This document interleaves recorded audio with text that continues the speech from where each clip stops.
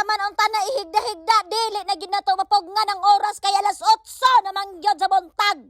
Og dili punta mo matahay Ginoo ko basig madayunan punta aning kahimtanga. Kinahanglan nang gid nato mo bangon aron natay kapalit ani ginamos no.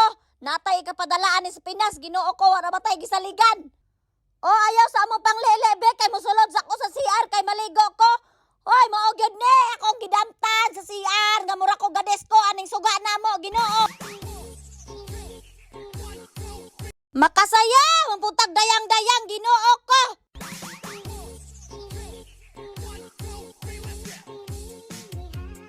Ambot nalipong ko pagkahuman atong sugaha paghuman akong kaligo. Nalipong yod ko mao nang kinahanglan ako moadto sa silong. Kay siguro magpabipe siguro ko ani kay perteg jud akong kalipong.